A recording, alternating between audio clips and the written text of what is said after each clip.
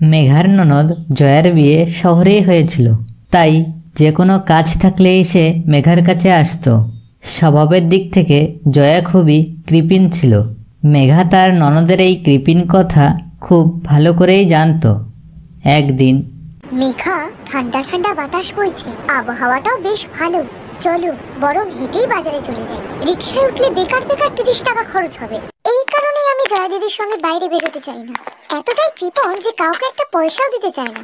কিন্তু কি করব, একই শহরে বিয়ে হয়েছে, তাই যখনই কোনো কাজ থাকে বা বাজারে যেতে হয় তখনই আমায় জোর করে সাথে নিয়ে যায়। আর মাও আমাকে ওর সাথেই পাঠিয়ে দেন। দেখলে, গল্প করতে করতে কখন যে বাজারে চলে এলাম বুঝতেই পারলাম না। আর রিক্সার 30 টাকাও বেঁচে গেল। আর তাছাড়া ডাক্তারও তো বলেন হাঁটা শরীরের পক্ষে খুব ভালো। এই বাহানায় আমাদের হাঁটাটাও হয়ে গেল। এই গরমের মধ্যে এতটা হাঁটতে হলো, আর উনি বলছেন নাকি কিছু বোঝাই গেল না। বুঝি না যে এত টাকা জমিয়ে উনি কি করবেন। আরে, তুমি আবার কি ভাবতে বসলে মেঘা? চলো শাড়ির দোকানে যাই। ভাই, শাড়ি দেখাও তো।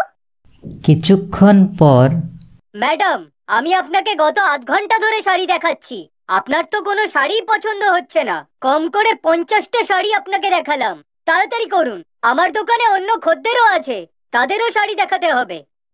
আরে ভাই, যখন পছন্দই হচ্ছে না তখন জোর করে কিনবো নাকি? হ্যাঁ, একে তো তুমি প্রত্যেকটা শাড়ির দাম 200-300 টাকা করে বেশি বলছো। চলো তো মেঘা, অন্য দোকানে যাই। আরে এই ভাই তো ভালো করে শাড়ি দেখাচ্ছে না, আর এর দোকানে তো স্টকও ভালো নেই। চলো চলো।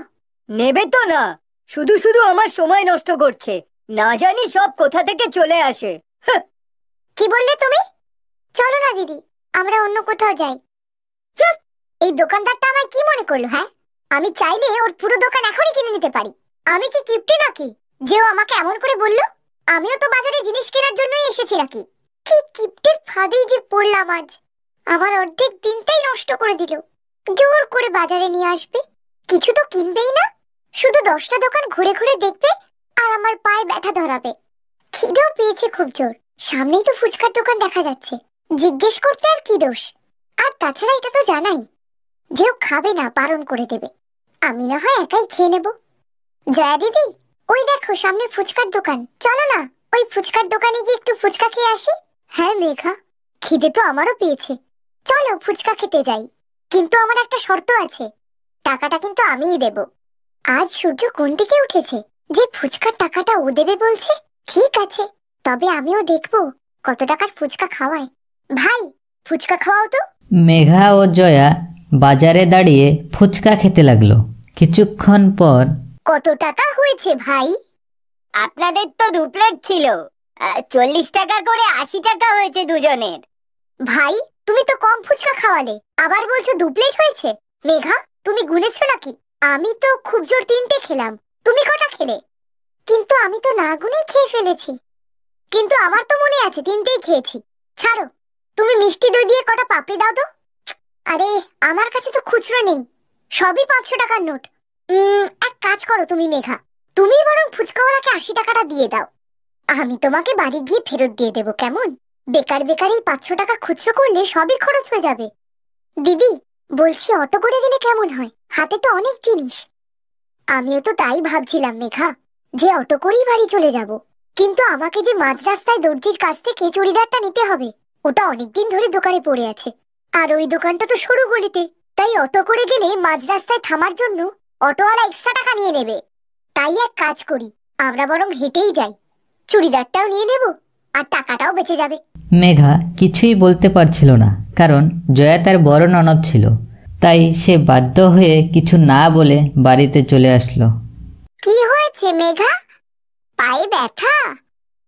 মা, মেঘার পায়ের ব্যথা আমার কারণেই হয়েছে। রাস্তায় ভাবছিলাম অটো করেই ফিরবো, কিন্তু কোনো অটোই পেলাম না, তাই আমাদের হেঁটেই আসতে হলো। আর এর জন্যই হয়তো ওর পায়ে ব্যথা হয়েছে। না না, এমন কোনো ব্যাপার না। আচ্ছা তোমরা বসো, আমি চা বানিয়ে আনছি। আরে কি হলো মেঘা, শপিং করনি দিদির সাথে গিয়ে? রাগ করে আছো কেন? আরে ওই রোজই এক গল্প। দিদি এত কিপটেমি করে যে ওনার সাথে বাজারে গেলে সত্যি মাথা খারাপ হয়ে যায়। মেঘা, জয়া দিদি আজকে থেকে নয়, ছোটবেলা থেকেই এরকম কিপটে। জানো, যখন আমরা আর মদন কাকার ছেলেমেয়েরা একসাথে থাকতাম, তখন মদন কাকা একদিন আমাদের সবাইকে একটা করে সন্দেশ দিলেন, কিন্তু জয়া দিদি ওই সন্দেশের টুকরোগুলোকে ছোট ছোট গোল্লা করে রেখে দিয়েছিল আর জিজ্ঞেস করতে বলেছিল এগুলো নাকি অনেকদিন থাকবে। তবে তো জয়া দিদি কৃপণ নয়, মহাকৃপণ। যাই হোক, সরো, আমাকে এখন চা নিয়ে যেতে হবে, নইলে আবার বলবে চা কোথায় গেল। এই বলে মেঘা সবার জন্য চা নিয়ে এসলো, আর জয়া তখন বসে কিছু লেখছিল। এই নে, আগে চাটা তো খেয়ে নে, মেঘা নিয়ে এসছে, পরে কাজ করিস। আরে মা, একটু দাঁড়াও, এক সপ্তাহ পরেই তো কামিনীর আশীর্বাদ, দেখবি ও এক্ষুনি এসেই বলবে কোনো ব্যবস্থাই হয়নি। জয়া দিদি, মনে হয় তুমি আমার কথাই বলছো। আমি জানি আজও তুমি আমার জন্য কিছুই কেননি, খালি দোকান ঘুরেই ফিরে এসছো। এত কৃপণতা কেন করো দিদি? এই দেখো, আমি আমার বন্ধু প্রীতির সঙ্গে গিয়ে আমার আশীর্বাদের জুয়েলারি কিনে এনেছি। করে দিলে তো বেকার খরচ। আমি তোকে এমন দোকানে নিয়ে যেতাম যেখানে কম দামে এর থেকেও ভালো জিনিস পাওয়া যেত, কিন্তু তুই তো আর আমার কথা শুনবি না। তোর মনে হয় আমি তোকে ভালো জিনিস কিনে দিতে পারবো না। ছেড়ে দে না জয়া, ওর বিয়ে, ও যদি নিজের পছন্দের মতো জিনিস নিয়ে আসে তাতে রাগ করার কি আছে? মা, অতিথিদের দেওয়ার জন্য যে কাপড় লাগবে, আমি তোমাকে বলেছিলাম না যে একটা দোকানে সস্তায় ভালো ভালো কাপড় পাওয়া যায়? আমি কালই মেঘাকে নিয়ে ওই দোকানে যাব। আবার কালকে আমার মাথাটা খারাপ করে দেবে। এতটাই কৃপণ যে দোকানদারের মাথাও খারাপ করে দেয়। ভালো লাগে না সত্যি বাবা। আমার জয়া মা যে কত বুদ্ধিমতী তা তোমরা কেউ জানো না, আর ও সঞ্চয় করার জন্যই কৃপণতা করে। মেঘা বৌমা, চাটা আমার ঘরেই পাঠিয়ে দাও। কি হয়েছে বাবা, বাজার থেকে এসে তুমি সোজা তোমার ঘরে চলে এলে? আর কিশোর আঙ্কেলের সাথে কি তোমার কোনো কথা হলো? ওনার মেয়ের বিয়েতে আমি ওনাকে অনেক সাহায্য করেছিলাম, কিন্তু সবাই তো আমাদের মতো হয় না বাবা। উনি অনেক অজুহাত দিলেন, সামনে ওনার মেয়ের বাচ্চা হবে, তাই নাকি অনেক খরচ। ওনার কথা থেকে যা বুঝলাম উনি আমাদের সাহায্য করবেন না, তাই এখন আমাদেরই কামিনীর বিয়ের খরচা জোগাড় করতে হবে। তুমি চিন্তা করো না বাবা, সব ঠিক হয়ে যাবে। আচ্ছা, তুমি কি ব্যাংকে লোনের কথা বলেছো? জিজ্ঞেস তো করেছিলাম বাবা, কিন্তু কোনো উত্তর পাইনি। আমি তাও কাল আরেকবার ব্যাংকে যাব। সুদর্শন বাবুর বিশ্বাস ছিল যে তার বন্ধু কিশোর তাকে সাহায্য করবে, কিন্তু সে তা করল না।